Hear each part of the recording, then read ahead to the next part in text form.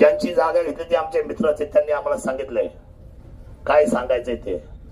30 कोटी म्हणजे खरा व्यवहार 7.5 कोटीचाच आहे. किती आहे म्हणजे किती पैसे खाली राहिले? 22.5 कोटी. मग AR कुणाचं ऐकणार? AR कुणाचं ऐकणार? कोण भाड खाणार?